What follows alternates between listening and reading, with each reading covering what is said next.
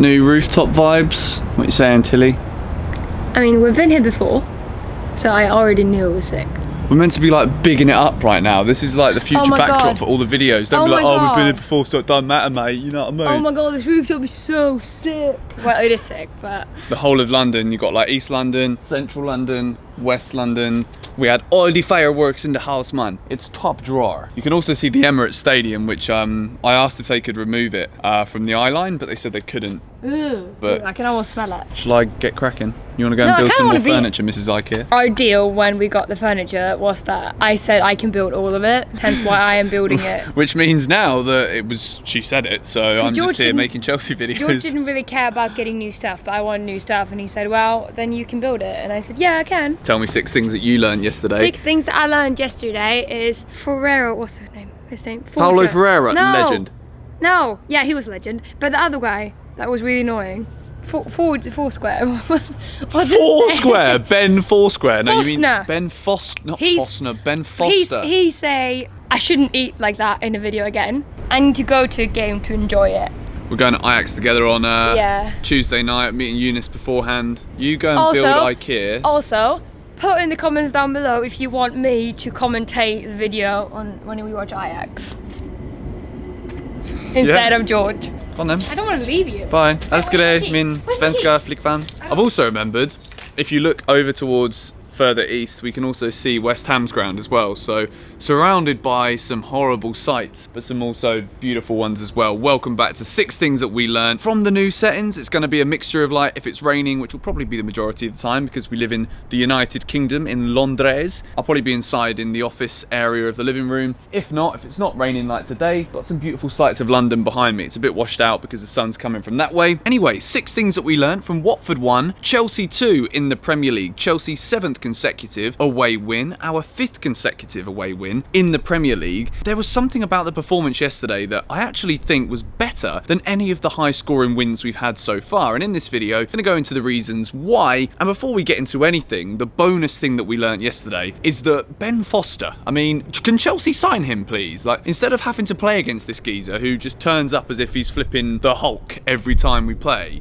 against Ben Foster. He was phenomenal for Watford, and the scoreline, if it was any other goalkeeper on any other day, would have probably been 5 or 6 for Chelsea yesterday. We created so many opportunities, and one of the main reasons why was due to Kovacic. Kovacic in the middle of our pitch. He is absolutely sensational. The way that Frank Lampard has converted Kovacic in, from what we knew was a very good footballer, into right now, I would go as far as to say the best midfielder in the league on current form. Yes, there's Kevin De Bruyne. Yes, there's David Silva. Yes, Liverpool are absolutely killing things. But in terms of individual performances and a massive step up from being a good player to being a world-class player, Kovacic has hit every single expectation out of the park so far this season. Yesterday, what I absolutely loved about him is he's so strong to win the ball back. Decore is a very strong central midfielder for Watford. Kovacic made him look silly. He was dominating the play in the middle, and defensively, in terms of the transitional play, Kovacic was instrumental on Chelsea getting out of defence into attack, splitting the defence with passes, pre-assisted the pre-assist or whatever it was in the move for, I think it was either the first or one of the 2 goals. I've actually forgotten which one it was now, which is not great as I'm here trying to claim that I can analyse football matches. You guys remember it. It was a lovely little ball across the pitch.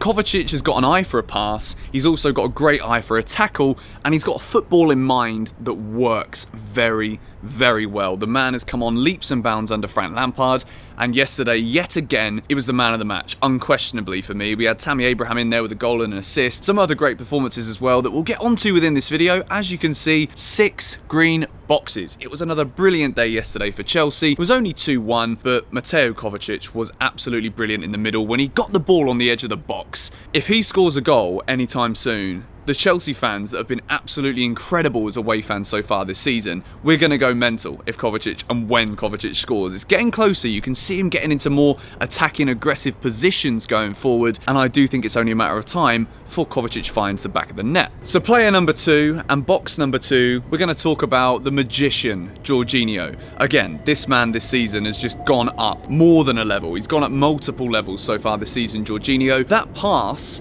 for Tammy Abraham's goal is something that we've actually seen him try on multiple occasions last season. You could see that Jorginho sees what's going on the football pitch better than anybody else on the pitch at any given time. There's a reason why Pep Guardiola wanted him at Manchester City. He ended up coming to Chelsea. The fans, we questioned him last season. We didn't really see exactly what it was that Jorginho was directly bringing to this team. He got the assist yesterday, and it's one of the passes of the season. They said it on the Sky Sports commentary. I was watching it on my sofa yesterday, and I do want to say a massive thank you. All of the love on that video. I thought, it's not quite a match vlog, but kind of still is a match vlog, but from the couch, you guys seem to love it. So a massive thank you for all the support on that one. And just while I'm here, might as well go back to YouTube Shousery. Drop a like rating on the video while you're here, and subscribe if you haven't already to the George Benson football channel. Make new videos like this after every game, and now we've upgraded the backdrop view as well. So I think it's going to rain soon, so I should probably just stop talking and trying to get you to subscribe and get back to the point. Jorginho is excellent, and there was also like a genius little move that he probably didn't do it on purpose, but for Twitter's sake, we can all big it up and say that he did. Jorginho gets a yellow card, which means he misses the game against Crystal Palace because it's his 5th yellow card of the season, but it means he's back for the game against Manchester City. And if you look at probabilities, then Crystal Palace is quite a physical game, and Jorginho, you could say Jorginho would be highly likely to feature in defensive tackling battles against Crystal Palace, and therefore the likelihood of him getting a yellow card would probably be quite high, and he's now back for the City game with no suspension, so it's kind of a genius move that in itself. I think Jorginho, in terms of a footballing mind, we mentioned Kovacic as having a wonderful footballing mind a second ago. Jorginho is just that guy as well. He was absolutely brilliant yesterday. So smart on the ball, but it's off the ball where we see the most from Jorginho, in my opinion. The way he navigates all of the other players on the pitch, he's pointing, he's shouting, he's getting players to move all over for him. That Chelsea are this structured unit that we saw so well executed yesterday. There was one move in particular where Mason Mount didn't finish it off, but he nearly did if it wasn't for another ridiculous Ben Foster save. There was a square, and often when it comes to passing and transitional play in football, we often refer to triangles. But yesterday, with Jorginho and Kovacic coming back so deep to help the defence, we saw squares of Chelsea playing out of the back, and it was so fluid. There weren't any passes, and even if the pass was going slightly astray, the way that Jorginho was commanding the space, dictating everyone around him to be here, to be there, so that we could transition that play out from the back, was absolutely brilliant. And if we get to this point where, when it comes to the transition, we've actually allowed ourselves room for error due to the positional play of these players, particularly Jorginho and Kovacic, then Chelsea are going to be, we're really going to be high up the table come the end of this season. So moving on from those two, we've got Mason Mount, and I think that yet again yesterday he could have had a couple of goals. Ben Foster made a couple of brilliant saves to deny Mason, but something that we're seeing game after game after game, and the reason why Mason Mount is so important to this Chelsea team is the press. This Chelsea team are playing so well right now because we never allow the opposition players, particularly from a defensive standpoint, we never allow them any time on the ball, and a lot of this is due to the running and the persistence of Mason Mount. Yesterday we saw again his shooting range and his ability there, shooting with his right foot, shooting with his left foot. Very unlucky yesterday, Mason, not to get himself on the score sheet, but at the same time I think he looked absolutely brilliant again. I want to give a massive mention to Christian Pulisic, who gets himself another goal. It could have been either of those two players in this green box today, but I decided not to speak about Pulisic because I kind of dedicated a video to him earlier in the week. He got the biggest man of the match green box of the season last weekend against Burnley, and I just wanted to address that Mason Mount isn't a player that we need to always rely on for goals, because his industrious nature on the pitch, the way he presses,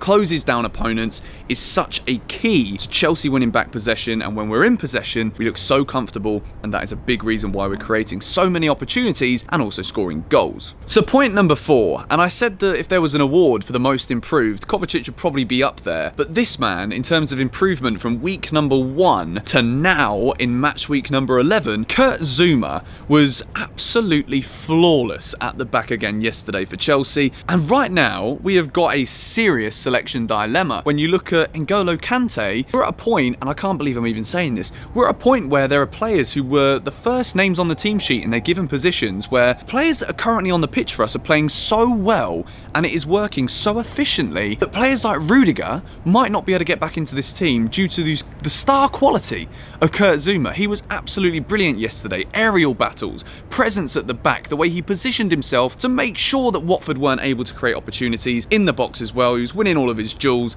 Zouma was absolutely brilliant, and it seems to me me as though every game we play at the moment, it's either Tomori or Zuma who put in a world-class display, and the other one's also very good, but then there's always one that stands out. Yesterday it was Zuma. Tomori was decent as well, and as I've said in this video a couple of times, 2-1 is a flattering scoreline for Watford. If it wasn't for Ben Foster, who flipping turned into Andy Carroll at the end of the game as well, winning headers in the Chelsea box, if it wasn't for a brilliant save from Kepa, I need to keep these videos as 6 things that we learn. And I think some people sometimes say that I give Kepa too hard of a time. That save he made at the end of the game yesterday to deny Benjamin Fosterity was absolutely unbelievable from Kepa. So giving the massive defensive shout out to Zuma for yesterday's performance, I thought he was absolutely class. Kepa's save, very important from a goalkeeper who's not had a lot to do. When he's called upon, he can win us matches, and yesterday Kepa's final minute save was the difference between 3 points and an undeserved draw. Point number 5 is Tammy Abraham. Goal and assist yesterday, and I wouldn't say it was his best performance of the season, yet our number 9 striker is back level with Jamie Vardy as the Premier League's top goal scorer. He looked very good yesterday when it comes to trying to hold up the ball. Positionally, the way he was in the right place to make that direct run, knowing that Jorginho's pass was coming over the top and around. Brilliant finish as well.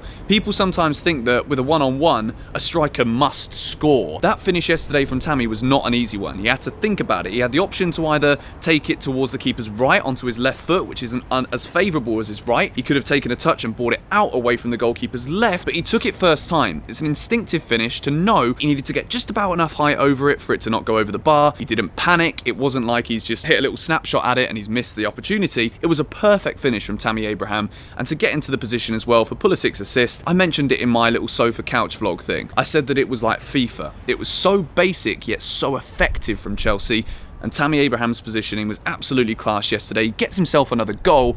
7 of his 9 goals this season have come away from home in the Premier League, so there's absolutely zero doubts about this man's quality. He's Chelsea's number 1 striker, and he deserves himself a green box for yesterday. So point number 6, and I need to give the utmost credit to our manager, Frank Lampard. The fans again yesterday, I was jealous. I mean, I've moved house and I'm very, very happy. It's like a big day in anyone's life to move house, and I'm excited to be here, but I wanted to be at Vicarage Road yesterday. Hearing those fans again singing Super Frank, my mate Callum sent me this little video.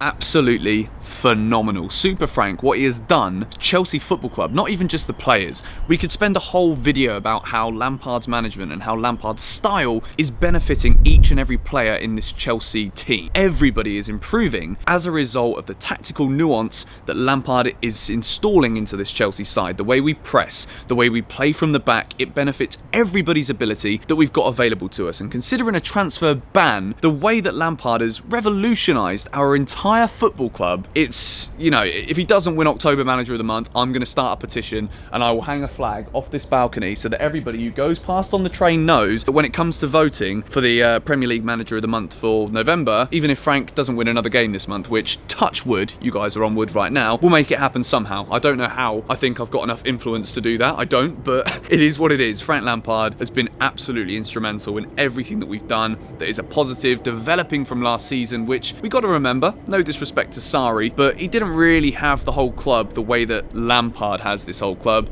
Sarri had a very good only season as Chelsea manager. To finish third last year and to also win the Europa League is a very successful season in my opinion. But what Frank is doing right now, not only are we competing against two of the best Premier League teams ever in Manchester City and this current Liverpool team under Jurgen Klopp, but Frank is competing with these teams. We're only 2 points adrift of Manchester City, the Premier League champions under arguably one of the best managers ever, Pep Guardiola. Not that I agree with that, I think there's definitely others out there who are better, but no one can deny that the setup at Manchester City is absolutely phenomenal. And for Frank to come in, to do this without a budget, to have lost Eden Hazard, credit to him. And there's not enough superlatives in the world that I could use right now to describe the impact that it's had on me as a fan in terms of my love and adoration for this club, and everybody else who's a Chelsea YouTuber. I watch Eunice's videos. Look at that guy's energy. He's flipping loving it. Jan, Nini, everybody is happy right now, and there's plenty of others as well who make Chelsea content too. Those are just the guys I've got on the top of my head right now. But everybody is happy, and that energy is being transitioned from Frank Lampard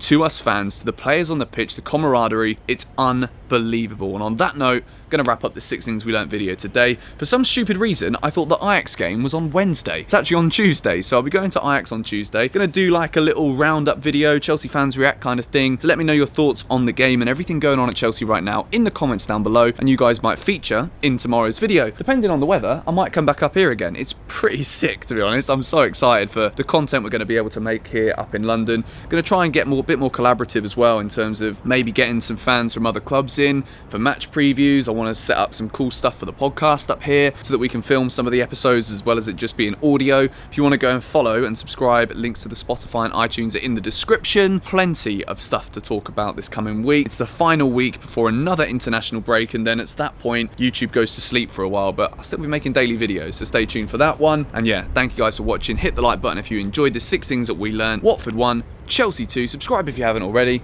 I will see you all later. Goodbye.